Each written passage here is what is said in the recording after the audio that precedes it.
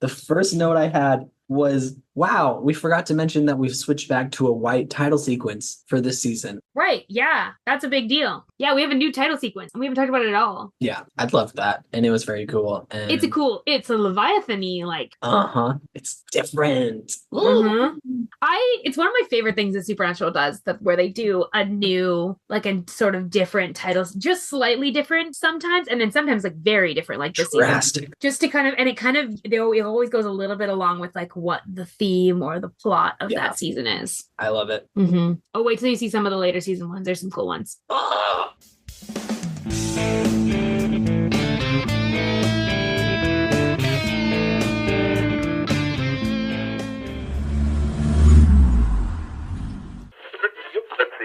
Hello and welcome to Saving People, Queering Things, the Supernatural podcast where we get yet another terrible example of medical professionals. Whoops. This show does not like doctors to be good at their jobs. I feel like Kripke and Sarah Gamble had to have had a bad experience in a hospital. Some medical trauma. And they are working that out through the show. In just the worst ways. The worst possible ways. Today we are pulling up to season 7, episode 2. Hello, Cruel World. I'm your host, Noah. Pronouns he, him. I'm August. Pronouns they, them. And the question of the day that I have for my co-hosts is, if hypothetically you were in a situation where you were playing a character in a TV show, how excited would you be to be able to play a Leviathan version of that character? Oh, it's so excited. I think anytime if you're like acting, that you get to play a different version, like play a different character, but like, especially if it's like, the Leviathan's cool, particularly because it's like you go in a moment from like being the character you are playing to like being like the idea of playing a character that's like possessed in some way. Like that's not really what is happening with the Leviathans, but like effectively it is. Yeah, they take I think over. that's so cool. Yeah. Like that's just like a fun way of like getting to flex, like, oh, right. You remember like, oh, right, Misha's acting. Yeah. He's not actually Castiel. He's just acting. Sadly. And he can act. He's got them skills. Yeah. Which was very good. I'm very good. On the same boat. I would have loved the opportunity to play a quote unquote possessed character. Yeah, that's some baller acting skill. So yeah. Mad props to everybody who plays a Leviathan in this episode and future episodes, I guess. We will see. Yeah, we certainly will see. Well, now that you've met your hosts for today, it's time to catch you up. If you haven't watched Supernatural recently, here's what you've missed on the road so far. Yoo-hoo. First up, August is going to recap the show up to this point. Are you ready? Yes, I am ready. Okay, I will count you in. 3, 2, 1, go. Okay, so there's this world with monsters, and in this world, there are hunters who hunt monsters, and 2 of these hunters are named Sam and Dean. They've grown up in this family business of hunting monsters. They stop an apocalypse. They meet a gay angel. One of them falls in love with a gay angel. They stop the apocalypse. They're Lucifer and Michael's vessels. That's kind of how they stop the apocalypse. Then one of them is in the cage. He gets rescued. Loses his soul. Then there's wow. Sneaks up on you there. Proud of this recap. It was doing so good. Proud of this and then I hit season 6 and I was like, what the hell happens in season 6? Not to point fingers at where you might have gone wrong, but spending the first 5 seconds establishing the world has monsters and these brothers are trained to hunt them. Okay. We see you, August. Okay. You know, I am what I am. Hey, and we love it, and it's perfect. Season 6 is clearly not my favorite season because I've forgotten it immediately upon finishing it. Clearly. But no, we support it. Okay, Noah, your turn to recap this week's episode. So that is season 7, episode 2, Hello, Cruel World. Are you ready? Totally, because I definitely watched this episode today and not 2 days ago. Oops. Okay. I was going to say 2 weeks ago, because I think that was when we originally were going to record this. I was like, oh, that was risky. I think I might have been the reason we postponed it the first time, but. Oh, but I was the reason the second time, so it's, and then I was the reason the third time. So you know what? We balance out. Okay. we're here. We made it to this episode. And now you get to tell us about it. So I'm totally ready. 3, 2, 1, go. Okay, so first of all, we start off with Cass limping away, and quote unquote Cass, and then he limps into the water, and then somebody's poisoning the water hole. And then Cass is dead, question mark. And then Benito Martinez gets a really great cameo, and he's like one of the Leviathans. And then a doctor gets taken over by a Leviathan who was inside of a little girl, which is already creepy, but now he's a doctor who can cut people up. And then Jody shows up and she catches the doctor and calls Bobby and gets him involved. And then the brothers try to stop them. And also like Sam's whole psychosis thing is also happening in this episode. Yeah, I just try not to talk about the sexy Lucifer that's here. I'm sorry. You made a choice of words there. Lucifer is sexy, not the actor. I'm sorry. 9 times out of 10, he's covered in blood. And we all know how we feel on this podcast about people covered in blood. Go back to whatever episode it is. The sibling episode in season 5. Wow, you had that right on the tip of your tongue. Hammer of the Gods. I got it on lock. For no reason in particular. Okay. Well, hey, now that you're all caught up, it's time for this week's hunt. Today, we are pulling up to Season 7, Episode 2, Hello, Cruel World, through the theme of vulnerability. White, the theme for this episode. Yeah. Because by the end of it, I was quite vulnerable about the cliffhanger. How do you feel about this episode? Just initial reactions to this episode. Initial reaction, ooh, Leviathan spooky, crazy. We'll love it. We love to see it. Cass dead? Not really. Bobby dead? Oh, I knew. I was like, Noah's gonna have such a moment here of Dean's panic is going to be Noah's Bobby's house. And Noah was like, is this the moment? Is this the moment? I was really questioning if I was wrong about which episode I think it's gonna happen in. And I'm sorry to laugh at your pain, but like, hey, I did watch this and be like, oh, Noah's gonna have a laugh at your pain. Laugh through your pain. It was rough. It was a good episode, but geez, did not enjoy that cliff. I want them to find Bobby right as the episode's ending, please. Right. Please. Not fair. I also loved seeing Jody again. I do wish that I had recognized her at the start instead of being like, oh, that's Jody, like 10 minutes into her arc. What was it? You just not recognize her without like a police uniform on? I think that was it, honestly. She got her hair cut a little bit shorter, maybe, and then wasn't wearing her assigned outfit. And you were like, this is not the same. It's like, who the fuck is this? Some rando in for a surgery of some sort. Okay, whatever, no big deal. Spending a lot of time with this rando. Huh, interesting. Oh, she knows about. Oh, shit. Oh. Yeah, Jody's so important, and the fact that like just that's Jody's so loved. Ages since she's been on. It has been ages. Well, she appeared in season 6 at all? I don't think so. Maybe. I think you're right. I don't think she's actually appeared since season 5. Like it was near the end of 5. Oh no, she appeared in season 6 in Weekend at Bobby's. There was a whole arc. Of course she did. Of course she did. My favorite episode from that season. Whoops. Okay, so it's been about a season. Yeah, it's true. It has been about a full season since we've seen her. A lot has happened since we've seen her. I do like enjoy that we're getting. I feel like in the first couple seasons we got this kind of character that's like important to the plot but not a series regular. Often you'd have them for like 2 episodes and then they die. And I think what I like with Jody is like she's just getting to just sort of be a part of the story. Like I don't know, building this like kind of continuity within the world and this like of course they have real connections that are going to call them. Of course, their lives don't exist in a vacuum. I think that's like a nice fills out the world. The best touch of that was the fact that we saw what was happening to Jody before she called Bobby,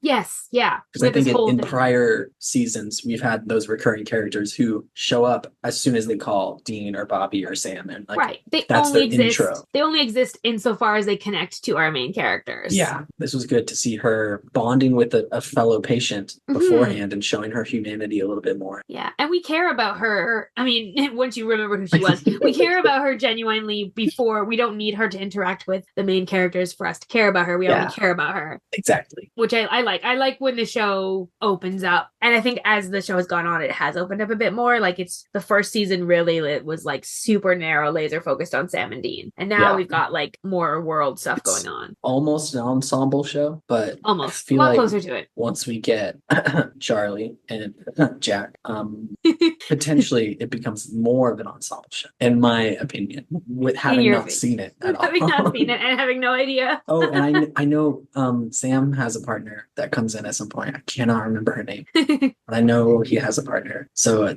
it's like 8 people that you like genuinely care about and want to see succeed. At that point, I think that's an ensemble. I think so. I would tend to agree with you that the show becomes more and more ensemble as the time goes on, and I think it gets stronger as it does. I think is natural for a show Mhm. like this. You can't just focus on these 2 brothers and their dad and then kill off their dad and then just focus on the 2 brothers. Like, And then it gets kind of old. Like it gets kind of like I feel like you run out of and this will be a complaint sort of later on in the show when the show kind of wants to revert back to its like tries to 17. recycle It plots. sort of like eventually it recycles like emotional beats. Mm. Even if like the plot is different, the like emotional beat or the relational beat between the characters is the same, and you're like, we've done this I'm pretty sure we've done this conflict before. Yeah. Why are we doing it again? Like do something else. Do something more interesting. You have more characters now. Do something interesting. Yeah. And I think that will be Okay. we have moments like that. But then I think we also have moments like this with Jodie where like, she really makes her mark on the story. I love Jodie so much. She was very good in this episode, especially once I remembered her. But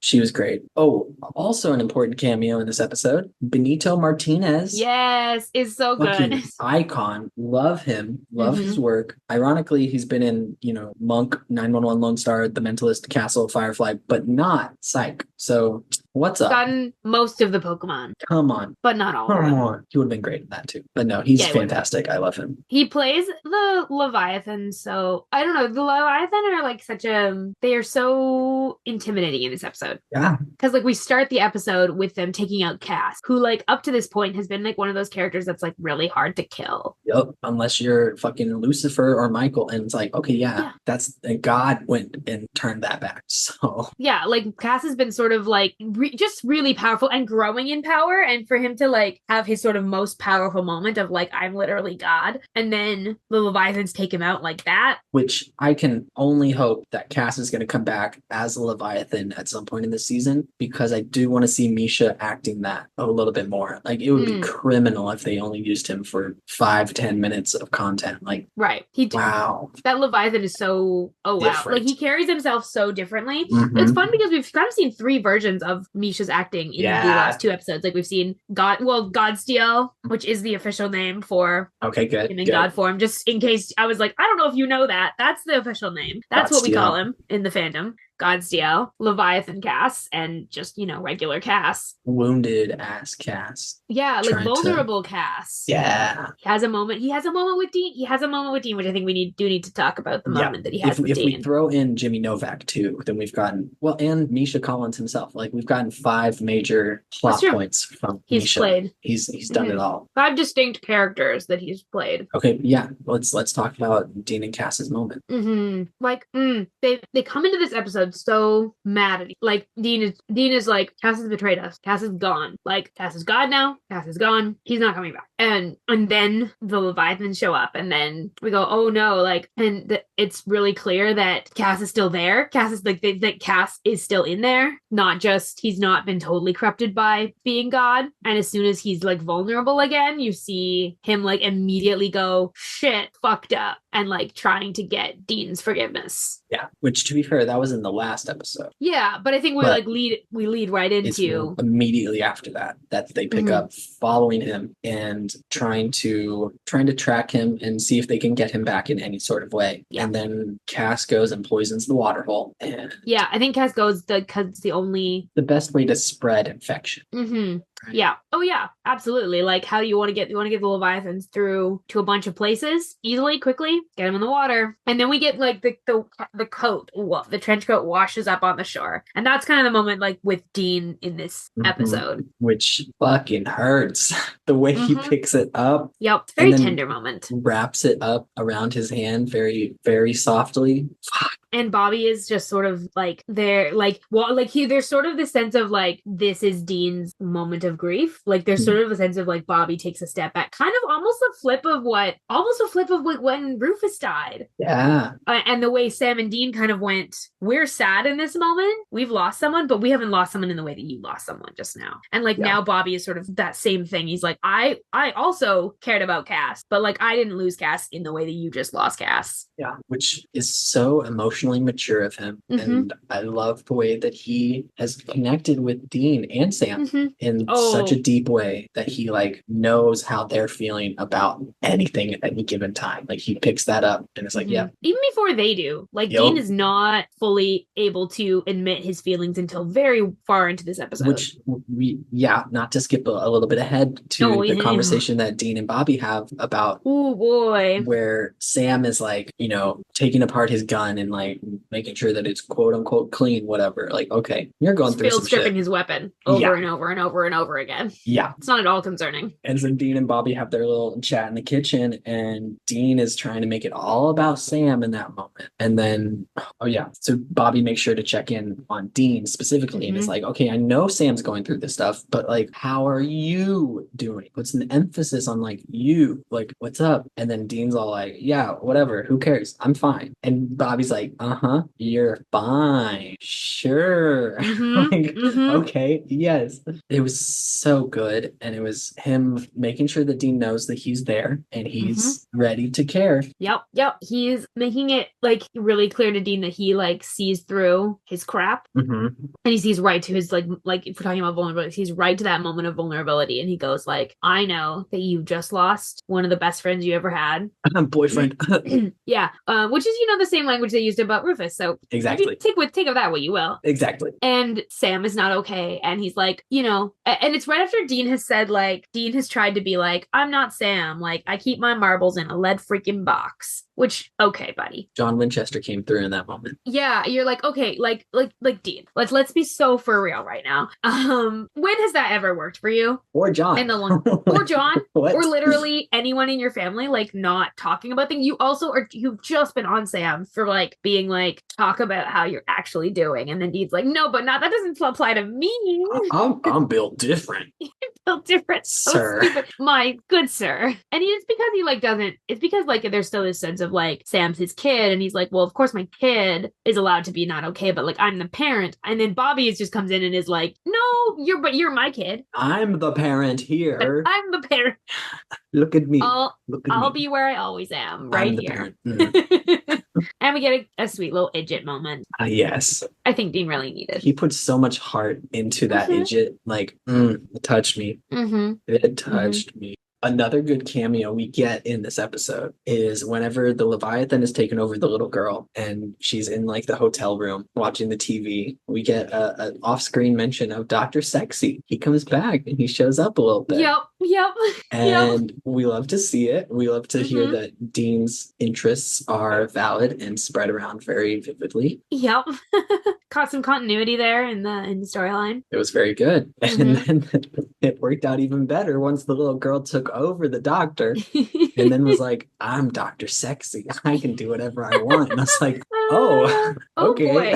And when you know that like the little girl it's a Leviathan. It's been a Leviathan since it's so you're like time. It's older than time and it's learning. And I think that I don't know, that's like I like that world building a lot from them about these monsters. Like the idea that they don't just come into the world, like they didn't come from purgatory just knowing everything about the way the world is. They actually have to actively learn. And so they actually learn kind of wrong. Like, which is so cool. I love when there's immortal creatures who have been kept away from society in a specific way. And so they have to like learn things and catch up and they don't know stuff. And like, I love that. And yeah, it's a good trope. It's very good. In a D&D game that I'm playing with my cousin, I play a parasitic creature that takes over host bodies. And he's been very kind in letting me establish that I've been on the planet for thousands of years and like had my character thinks he's shaped human society when really he's just kind of a dumb little guy who's like kind of in the way sometimes. And it's part of the SCP Foundation, whatever. They like clocked him immediately and we're like, yeah, okay. So he thinks he's been working in this facility for 10 years, but really they've been keeping him in a separate wing where they study him. And so then he's getting Truman showed. Yeah, I love it. Getting Truman showed. So then like his first episode or first session, I keep calling them episodes because we play D&D as an episode, whatever, it's fine. His first session, he like got that reality shattered and it was really fucking funny. And so now I'm playing him as a character who has to learn a bunch of stuff about society and how stuff works and doesn't quite pick up on social cues the right way because he's outdated or whatever. Like he'll make casual references to people he knew 300 years ago. And just like I think it's such a good trope because it is comedic. Like the Leviathan, it's comedic, but it also serves like this great like this plot purpose of giving the Leviathans and also slowing them down a little bit. You know, like it kind of gives the humans a little bit of a chance to keep up, which they really need considering the sheer power of these monsters. Yeah. Like they don't know how to kill them. They keep like bopping them on the head and smushing them with cars and being like, shit, that didn't work. Which, that's another thing. They drop a fucking car on this guy and he starts pulling himself back together. Like, okay, wow, we love to see it. Yeah, which, you know, like they're managing to they're trying to raise stakes of this season after, you know, season 5, which was all about them, you know, Michael and Lucifer, but archangels. Like it's hard to raise the stakes out of that. And I don't think season 6 did the greatest job of that. No, not quite. They made up for it by taking Cass to the dark side. Yeah, they're really, season 6 is about like pulling that arc of like getting them to where they needed to get to for the end of that season and doing that sort of like secret plot line of like Cass going dark side. Yeah. This season they're like, no, we're back to a monster. We're back to just a monster. And it's a lot of them too. Like yeah. We've got 4 or 5 confirmed so far, but they've made reference to the boss that's waiting for an update. So I'm certain there's more off screen that are in the wings waiting to come in. This is just the forward guard. Yeah, it sort of feels like implied that there's a lot of them. Yeah. From what Cass said when they were inside him and from what Death said about Purgatory and like them, which brings me to a point that I wanted to make, which is that at a certain point, they're like, what if Gene, just on his own, goes after the Leviathans? What if Bobby stays with Sam because like someone needs to stay with Sam because he's like not doing so great, which is like a good call. But then they're like, what if we just send Dean? Like, you learn nothing? You know, it's what the party like. Like you're going off to fight a monster you don't know how to even damage. You're gonna send him on his own? You're not even gonna call up like literally any hunter that you know? Like, come on, please. Like, come on. Like, be so for real right now. Like, why is that Bobby? It's felt a little bit like felt a little bit like they needed to get the Dean plot separated from Sam so that his delusion later could come back and but it just felt like so like not. It felt like a bad call. That like Sam and Dean have done this plenty of times. I would have believed it, but Bobby being like this totally normal, workable plan just seemed out of character. Bobby's usually the voice of reason. Yeah, I did like whenever Dean is like, well, what am I gonna do? Leave you here alone, Sam? And Bobby's like, what the fuck am I? Chopped liver? Like, fuck off. I'm responsible at least. Like, damn. Yeah, Bobby's like, what if like it It was very good, very cute. It was very good because it was definitely Dean being like, I don't want to leave Sam. And Bobby being like, but there's also capable of this.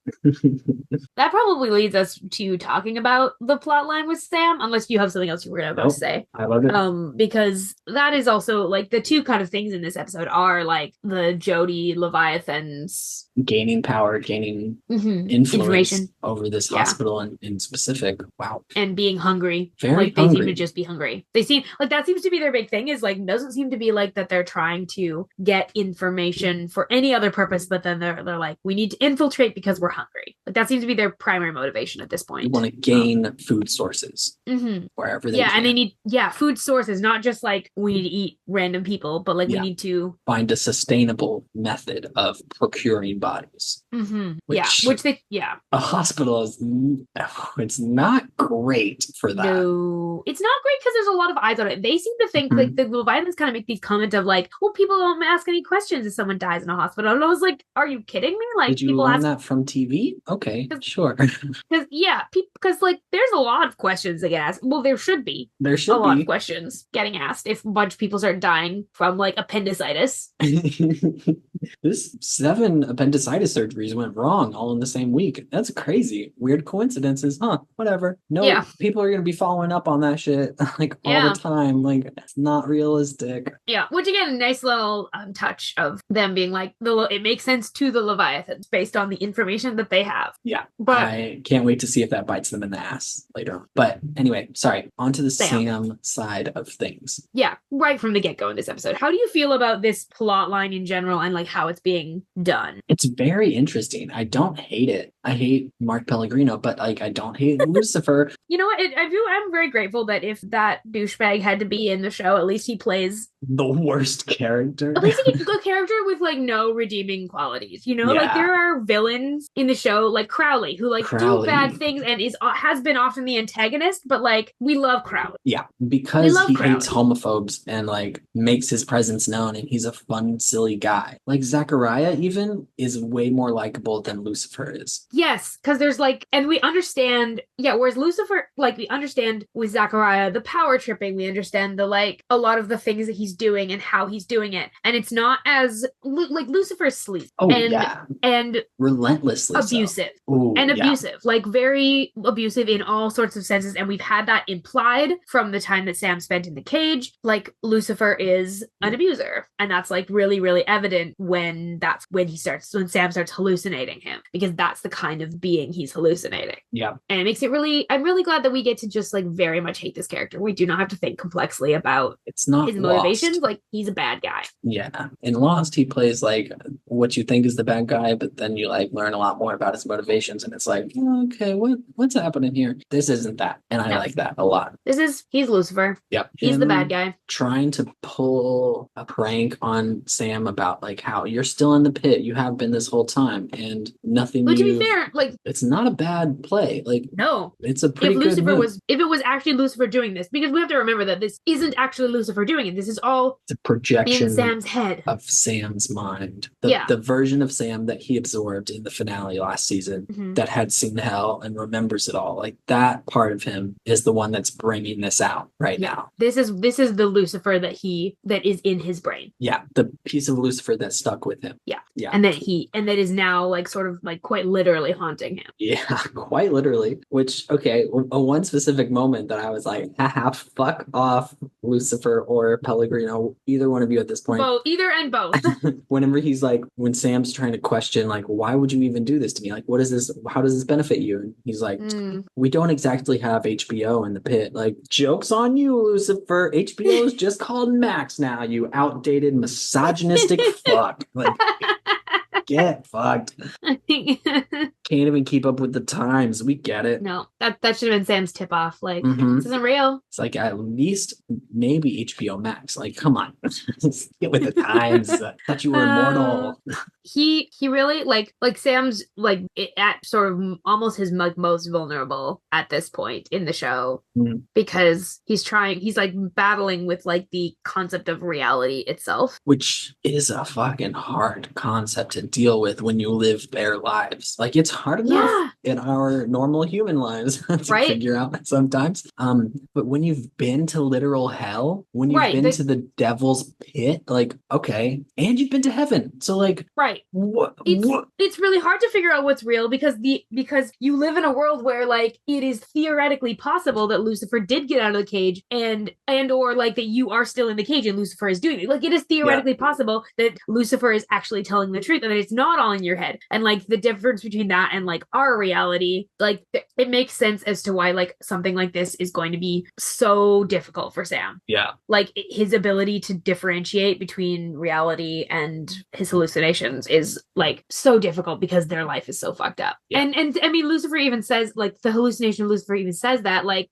Dean is trying to find like a touchstone to reality for Sam, and he's being like, why would Lucifer like come up if this was a fake reality, like why would Lucifer like give you such a fucked up fake reality? And Lucifer in Sam's head says, it had to be a mess, Sam, or you wouldn't believe it was your life. And that's the whole thing. Like, that's why it's so hard for him to get out of this. Yeah, because it's reasonable doubt, like, that Lucifer is instilling. And I think that's like sort of Lucifer's whole thing, is that like he sneaks in there by giving you stuff that's like believable enough to be true. Oh yeah. But like his whole apocalypse pitch was like, I just, like, don't want to fight with Michael. So let's stop it a different way. Yeah. And his whole pitch was like, his whole thing is around like sort of telling you just like half of the truth. And I think that's why Sam like struggles to like not believe him, because Sam's like, well, like, kind of convincing. Yeah. Which sort of leads me into my mixtape for this episode. Ooh, yes. I picked the song Fucked Up by Arden Jones. And I say fucked up because it's FV fucked up. So Okay, instead of the that is U, the it actual does a V. pronunciation. Yeah, yeah, fucked up. But first of all, it's a fucking bop. And secondly, it talks about how everybody's all fucked up. Everyone's trying to get ahead, right? But I'm only trying to get my head right. It's the dead of the night, and my head's like Ooh. my mind and my heart in a bad fight. Ooh. And so then it talks about how I'm gonna go harder, bet everyone I survive. Like, don't tell my mama. I was Yeah. just hoping that I might make it through the night. Oh, I'm fucked up. Ooh. Oh yeah, I'm fucked up. Like, it's a big, big part of the song. And I very much feel like it relates to a lot of how Sam is dealing with this episode. Yeah. How his mind is splintered in a few different directions. And I respect it, but Yeah. wow, it's gotta be hard for him to go through. And Yeah. just as hard for Dean to watch, knowing that he can't really do anything for that. Right. He can only say so much. Like, he can say all of the right things, but that doesn't necessarily get through to what's going on in Sam's head. And I don't know. I think this whole arc for Sam is like really about trauma. And I think Supernatural doesn't always handle like telling a story about like someone handling trauma well. And there are moments in this episode even where they like make some comments about Sam that are sort of like, ooh, like very cringy, very offensive, stigmatizing, borderline. Like, yeah, we don't need to make like jokes about someone who's experiencing like a like mental health crisis because of their trauma. The trauma that they went through to save you and the rest of reality. Right. Like, especially okay, that. Like, nobody should be mocked for their trauma or their response to their trauma, regardless. But like Sam, of all people, like Dean and Bobby know what Sam chose to do. It'd be somewhat slightly different if a random person made fun of Sam for like freaking out on the street or whatever. But like, it would still be cringy, and it would still be like, hey man, like, come on. Really? You can assume that this person's having some sort of mental health crisis. Right, and you don't know you don't know their story. But like Dean and Bobby know his story. They know the story. So like, come on. They know exactly why he can't differentiate between reality and like his hell trauma, because it's like hell trauma. It's and like hell trauma. If anybody should understand that, it should be Dean. Yeah. Which once he has the conversation with Sam, when Sam is in the warehouse, led there by fake Dean, I think that Dean coming out and being like, hey, I've been to hell too. Like, I get it. I know how that feels to come back from that. Like, that was the most real he's been this whole episode. Yeah. Like, losing Cass, he's shut down a little bit of himself. But once he sees how much this is affecting Sam and how like it got Sam to shoot at random spots around the room and then point a gun at Dean himself. Like, Dean goes, oh shit. And I think from Dean's point, like it was not at any point really about not taking it seriously. It was sort of, I think it was a little bit of a protective response. Like, it doesn't excuse sort of some of the comments that he makes, but I think some of it is a protective, like, he doesn't want to take it too seriously, because if he takes it too seriously and thinks about his own experiences in hell and then thinks about Sam's, like, I think he starts to, he says this kind of to Bobby later on, he starts to sort of drown in it. Like, he feels as much like he lost Sam that he feels similar to Lily to like the fact that he lost Cass. Yeah. Because he doesn't see a way out of this. And it's really heavy. Like this stuff is really heavy, and like the mental health sort of like conversations that they're having in this episode. Like we'll have to put this in maybe the episode description for some content warnings for like discussions of mental health and trauma and like hallucinations and questioning reality and like because like there's a lot of sort of like psychosis, sort of like visuals that are happening in this episode that are pretty like heavy to watch. Yeah. Like, Sam is really going through it. And I'm not always Sam's biggest fan, but the stuff that he's going through in this episode in particular, and last episode even, but like, wow, it really tugged at my heartstrings. And I was like, this guy, oh my God, he's going through the worst of it right now. And nobody in this show comes close to him at this point. Like, no, he's being treated the worst by the narrative in this instance. And Sam being literally like fucked by the narrative. Like, he's just, and Dean just lost his boyfriend, so like that's saying a lot. Right, exactly. Like Dean's boyfriend just became God and then died in a lake. Blew up in a lake, and still Sam is the one that is the most fucked by the story right now, because he got out. They rescued him, they got him out, and Dean says this to him like in this sort of like broken tone where Dean's like, we got you out, like, but it's not enough. Like, because Sam in some senses will like never be out as long as Lucifer still can like get into his head. And that's like, oof. Sorry, I just thought of a really funny picture from my personal life that we could use as a meme this episode. And so I just texted it to you. Yeah, yes, definitely. We 100% need to use that. Yeah, yes, please. That completely derailed me. So sorry. No, it's all good. I also maybe will share my mixtape song now because it's also Sam related, and I have two choices, and one of them, the one I really want to use, is reusing a mixtape suggestion. Whoa, I use it in season 2. I used it in season 2, and I used it about Sam, and I want to use it about Sam again for narrative symmetry. Do it. So the song that I've chosen is Sea Lion by Sage Francis. And the first line is force of my love was strong. And I sort of like, and then this song kind of goes on to like talking about like, look what I did to my hands. I broke them. You gave me the stone, gave me the chisel, didn't say how to hold them. And there's this sort of like the song is sort of frantic, and the song is sort of like feels a little bit like the way that it feels inside of Sam's head. And I am partly choosing this. I do want to give credit to a fan creator called Secretly to Dream, who created a supernatural video with this song like back in like 2013 that I was obsessed with, that's like uses this song and uses a lot of like red toned clips from the show to like create this sort of like frenetic representation. And the fan video is about the whole show, but there's a significant focus on, I think, Sam, and I've always associated the song with Sam for that reason, and I wanted to bring it again because I think it feels like how it feels in Sam's head. I highly recommend it. I will link the like video in the episode description. It does have spoilers up to the end of season 8, so I'm not going to show Noah it yet. I really want to show you it. I want to show you it so badly. I went to look because I was like, is there a possibility it's only till the end of season like 6? No, it's the end of season 8. So when we get there, I will show you this video because it's set a reminder or something. I'm gonna have so much fan content to start showing you after season 8. Like season 8 there's a lot of creators that like made stuff. Like I think the end of season 8 there'll be a bunch of content we can show you because there's a lot of people who made content up to that finale and who like maybe made it afterwards too, but like there's a lot of content that kind of ends and like we can safely show you after you've seen the end of season 8. So we'll I like that. We'll make a playlist. Just gotta wait like 3 months. Oh, holy shit. The fact that we could be finished recording season 8 in a few months is wow. Well, we're recording this on basically like the 3-year anniversary of when we started releasing episodes, which is kind of exciting. That's buck wild.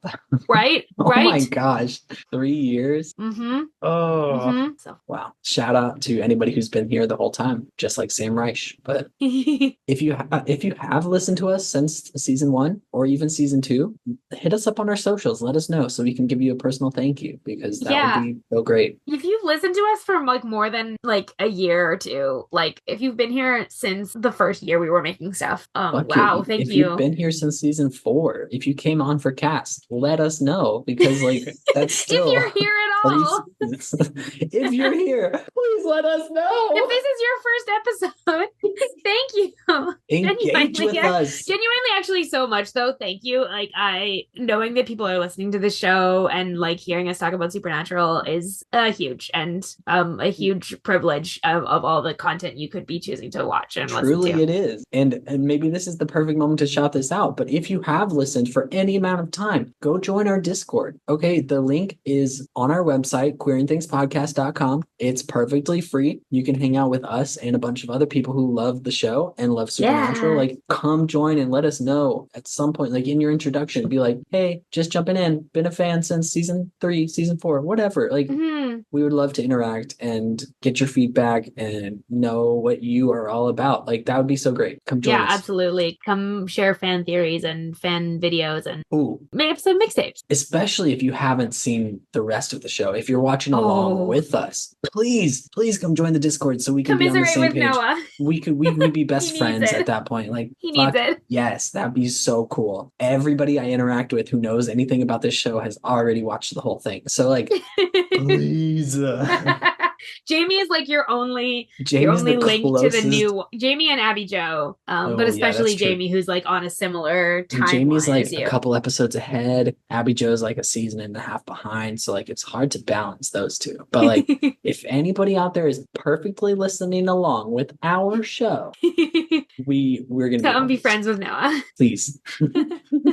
Any other notes about this episode? I feel like I already mentioned that Benito Martinez got a car dropped on him, but is not gone. And so he's coming No, back. I like you can't. that. So we still don't know how to kill Leviathans. That's like the Good. thing. We kind of get to the end, like it for all the like stuff that happens in this episode. Like not a lot actually happened. Yeah. Except that they just kind of confirm we don't know how to kill them. But a really big fucking thing that does happen is they act like Bobby might be dead. Oh, and yes. they burn his fucking house to the ground. Yeah, so that's so they get back and Dean's like, fuck. And so we call and like they're frantically looking for Bobby. Can't find Bobby. It felt really fucking nice to have them split up across the junkyard and like start calling out for Bobby. Like I was like, yes, brothers, do it. That's what I'd be doing. I'd be looking for my father, please.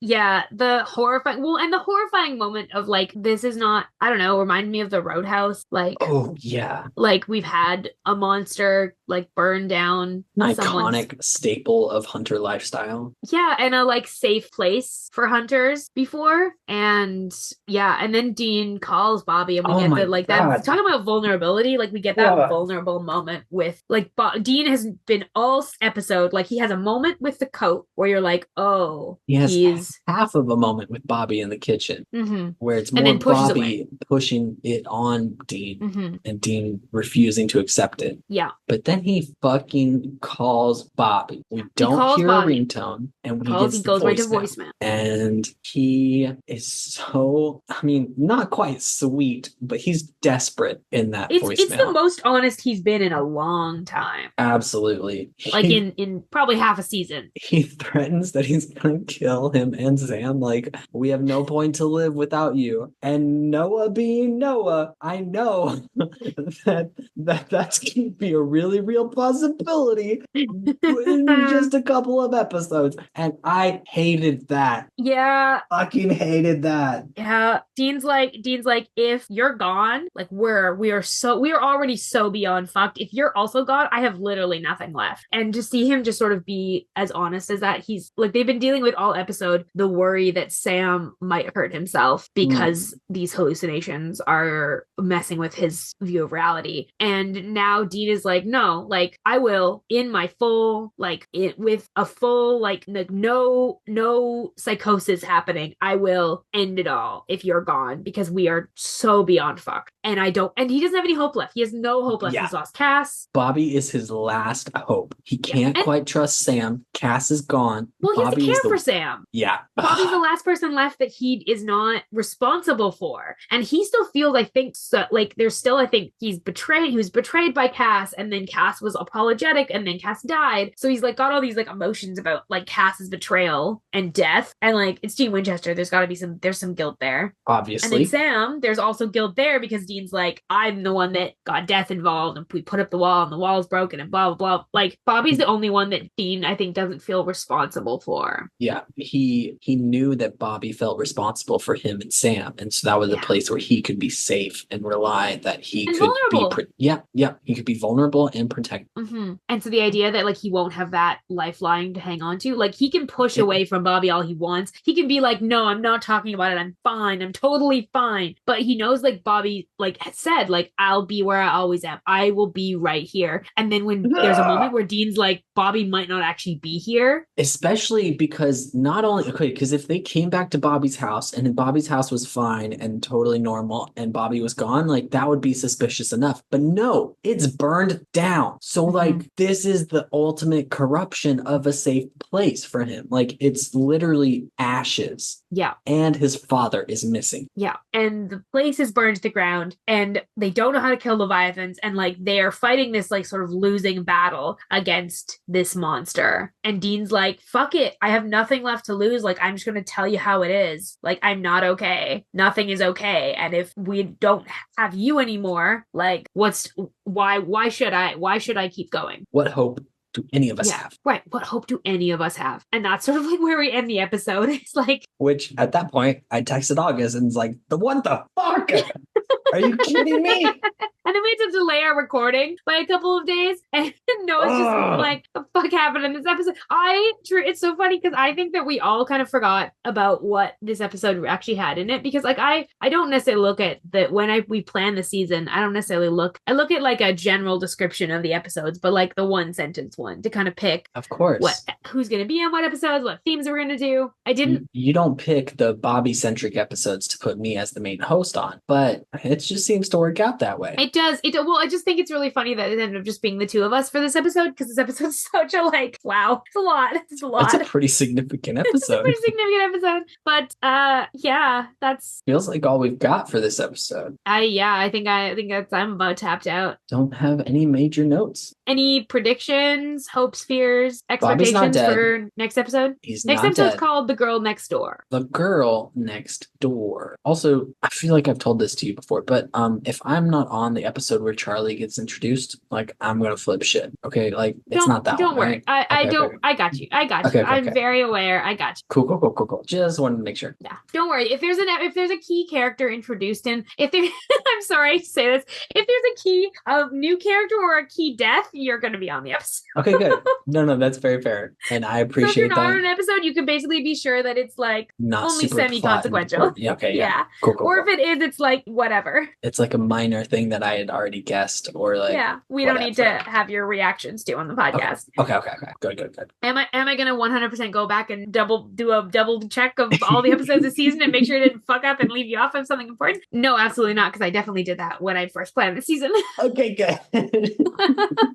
Don't look at the document for another 40 minutes so that you can't remember any changes that I'm about to make. I was about to go over to it and see what you edited, but nope. I haven't edited anything yet. You said it, so I'm not going to do it. I'll do it in the middle of the night when you're asleep. I actually don't have a soul. Whoops. Oh, oops. I never sleep. Oops. That's a season 6 reference for those of you who just joined us this episode. As far as predictions go, I know Cass isn't dead. I know Bobby's not dead yet. And I'm so curious to see how the Leviathans come back and start like making an assault on the world. Like very curious as to if they're not going to stick with this one hospital, but like maybe they make that their home base and they bring in their leader, who has got to be Castiel in Leviathan form, but like it's got to be him. Who else are they going to bring in that's more of a big name than Benito Martinez? Like, fuck that. I hope that Jodie comes back in a few more episodes this season. That'd be cool. Getting her specifically involved in the next 8 episodes would be really great for no reason in particular. But I don't remember where they left Jodie off. Like they took her with them, right? They sent her back to her house. I feel like they put her in a taxi and they were like, yeah, I think they sent her back to her house or maybe to another hospital. Hopefully they sent her to another hospital. Yeah. Considering her general injuries and state of health. Totally fair. But I would like to see her back in this season before the next 8 episodes end. Not many other predictions as far as that goes. That's fair. It's that's a good start for what's the opposite of a penultimate episode? Because I feel like this is I don't think we have a word for that. Penultimate episode.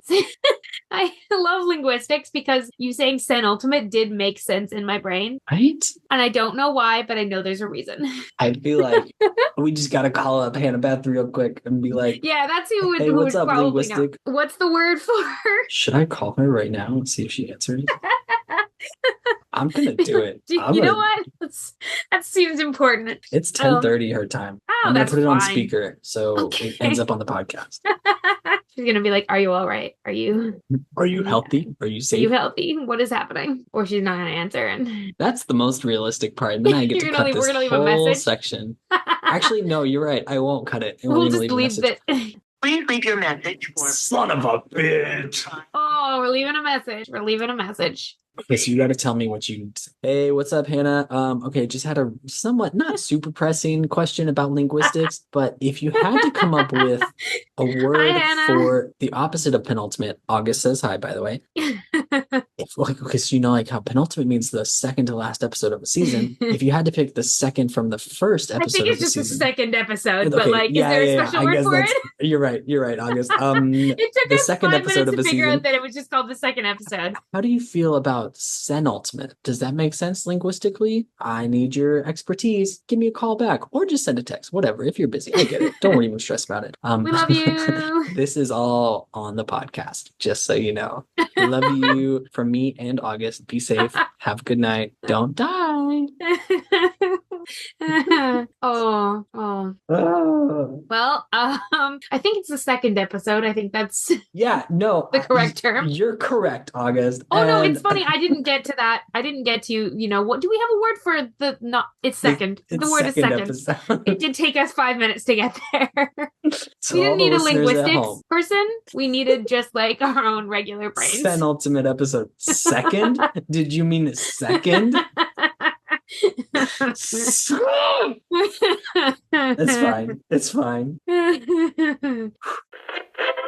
Well, now that we've gotten our penultimate episode finished, it's now time for our final and some would say favorite section of the episode, our character blessings. Who would you like to bless this week, August? I would like to bless Dean this week. He's going through it and he's holding it all together and he's really trying to he's having to be a parent to Sam in a way he hasn't had to be for a while. Like Sam's been until the wall broke, Sam was like doing all right. And now all of a sudden Dean's like back in this very much this caretaker role. Like we see him like literally like bringing Sam food and, watching over him as he sleeps and like all these sorts of things. And that's like a heavy thing for Dean to be dealing with on top of his own grief. And I think it's a lot of why he's ignoring his own grief about Cass. Yeah. So want to bless him and anyone listening who is like had to put their own stuff on hold to like be there for other people, because that really is hard. Yeah. And you deserve to also be vulnerable and have a safe place to land And be able to express your feelings like as you feel them. Like, yeah. And not just when you think your father is dead. Yeah. Speaking of, I'll move right along to my blessing. Great. Where I'm going to bless Bobby. Yeah. Because that's who I am. And he really brings his all this episode, making sure that he lets his sons know that, hey, I'm there for you. No matter what you're going through, no matter how hard it seems, I am here. Yeah. You know that. I'm right here. And then at the end of it, he's not there. And I know that there's a part of him that is broken about the fact that he's not there for them. Yeah. Like he knows they're going through some shit and he's going through his own shit, but he's still focused on them and how he should be able to help them. And I very much just want to bless Bobby wherever he is at the end of this episode and cannot wait to catch up with him next week, hopefully manifesting that. Yeah. Speaking of next week, that is the end of this week's episode. We survived. Episode. We survived this very, very emotionally challenging episode. And thanks for coming along for this ride with me, Noah. Oh no, of course. I'm so glad we got to voice all of our feelings much better than the brothers did. So, it's a win-win. We are good at that. We're so much better at it than they are. Not to point fingers. Might be the Winchester lack of brothers. hell trauma. Oh, well, speak for yourself. Well, that's actually no. That's you know what? I take it back. You and I both have hell trauma. Just a We've different definitely kind. both got hell trauma, and it's a hell on earth type of situation. Yeah, it's an exvangelical hell trauma. Exvangelical, yes, Homeschooling correct. trauma. Homeschooling just adds on a little bit of stuff. A little sprinkle of suicidal in there. It's fine. It's fine. We got some experiences with trauma. We're all but good. we have not been to literal hell. Well, No, except in my nightmares, but it's except in my fine. nightmares. And there's this one ex that like, whoa, okay, yeah, boy. this is hell. Oh no, oh boy, okay, fair enough. Okay, we've been through the exact same amount of trauma as 17. Just saying that right. I think it's equivalent. Oh fuck! If you want to hear more about those potential traumas, it depends on how long this show goes. Maybe we'll tell more. We'll drop more nuggets of wisdom that we've learned. More lore of the podcasters. Character lore that you could latch onto. And please don't form a parasocial relationship with us. But if you do, let us know so we can make fun a of mild one. A mild parasocial relationship is not bad. That's fine. It's like the real intense ones that get a little weird. Yeah, if you start obsessing over figuring out when our birthdays are and making sure to reach out to us on those days, that's a little too We haven't far. given you that information. Anyway, we're now being weirder because we're talking about it. I think so. You're right. If you want to make sure you listen to us, Make sure you subscribe to Saving People Querying Things wherever you could listen to podcasts, and take a second to share our show with your friends. Be like, hey, I'm parasocially obsessed with these people. Check them out. You can also or join you us there. just like Supernatural. Or yeah, a totally that more too, I guess. normal Yeah. reason to join the Discord. Normal people don't obsess over Supernatural. So That's fair. we're all different here. So anyway, you can find links to our socials. You can catch up on the latest season mixtapes. And as I mentioned before, join our free Discord server. And that's all on our website, queeringthingspodcast.com. Also on this podcast feed, you will find Queering People Saving Throws, which is our D&D semi-weekly adventure where our main crew, along with KJ from Supernatural Opinions, are having this fun little adventure captained by our incredible DM, Noah. And Too kind, yeah. too kind. You can catch up on that wherever, well, on this same feed. On this same feed. It's nowhere else. It's right here. And not to throw out spoilers, but there's a pretty rough episode coming up. A pretty sad, emotionally charged episode happening. Yeah, there So is. keep an eye out for that. I think it's episodes 15 or 16. I You'll can't get believe there. we are 15 or 16 episodes into that show. I'm so... That was going to be a tight little, 7-episode arc. Okay, spoilers. Whenever I first pitched it to the crew, I was like, I think 8 episodes. And then things took a left turn basically right off the bat. And I was like, oh, okay, maybe 12. And then things took more left turns. And I was like, okay, maybe 16? And at this point, We're I'm just thinking playing 25. until the wheels fall off, I think. I've got an end to this first arc, Okay. first season maybe, but we'll figure out where that is as we go. It'll Just be along fine. for the ride, honestly. Exactly. Speaking of being along for the ride, be sure to ride along with us next week as we explore season 7, episode 3, The Girl Next Door, through the theme of chance. Gonna be a fun episode. KJ from Supernatural Opinions is gonna be back next week. And Querying People Saving Throws. Yes. So come here for their incredible thoughts on this episode. So it's a fun one. It's got some. If you're a interesting fan of stuff happening. Sam, make sure to tune in because KJ will be there to defend Sam's every action. Yes, and Sam will also be there to defend Sam's every action. Oh, So yep, you're right. or at least explain it. So, and it is a Sam heavy episode. I think I can not give really a lot of spoilers by saying it's a Sam heavy episode. Okay. Yeah. Can't wait. Thank you all so much for coming along for the ride, and we wish you a peaceful road till we meet again.